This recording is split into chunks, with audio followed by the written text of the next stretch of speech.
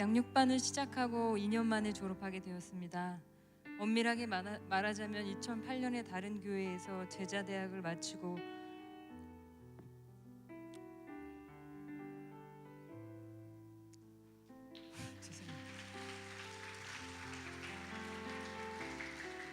다시 졸업을 하게 된 것이니 두 번째 졸업이죠.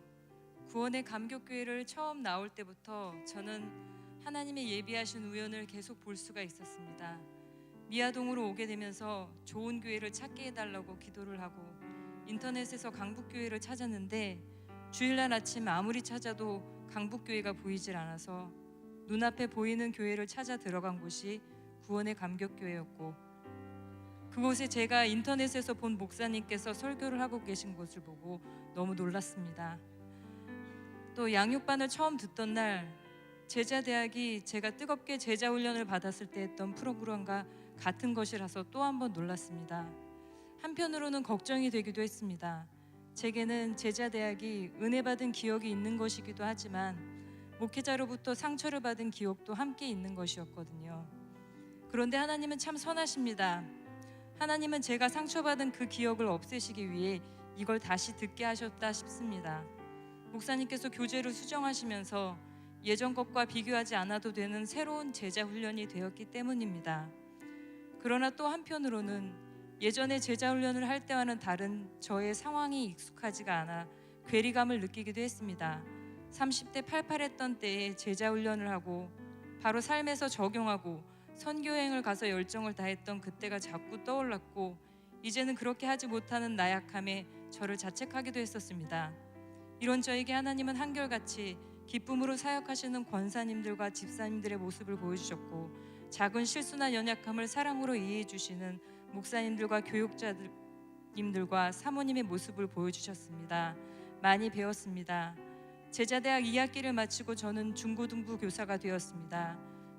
중고등부 교사는 학교 다닐 때 모범생이었던 사람들만 하는 거라고 생각했는데, 모범생이었던 적이 없는 제가 교사를 하게 되면서 제가 가르치는 것보다 학생들을 통해서 배우는 것이 더 많았습니다.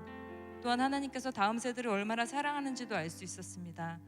제자대학 3학기를 시작하면서 저는 하나님께서 이 훈련 뒤에 나에게 세계를 보여주시겠구나 하는 소망이 있었습니다.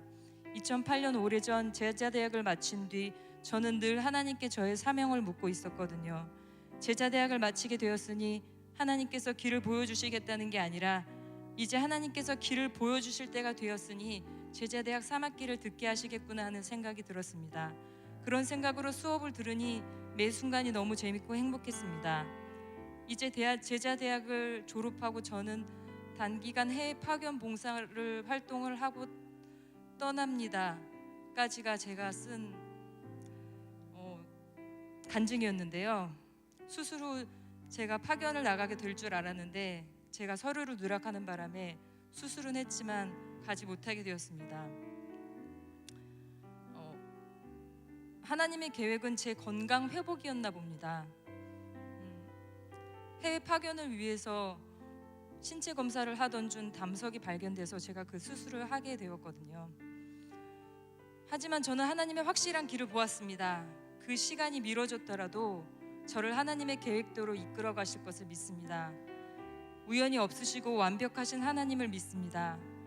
그리고 하나님께서 제가 한참 훈련을 받을 때 기도 중에 말씀 중에 계속 교만하지 말라고 말씀을 하셨는데, 담임 목사님을 통해서 겸손이 무엇인지 배웠습니다. 가장 솔직하게 자신의 부족함을 부끄럼 없이 나타내시고, 그렇지만 하나님께서 주신 말씀은 담대하게 선포하시는 목사님의 모습을 닮아가며 어느 곳에서든지 제자로서의 삶을 살아가겠습니다.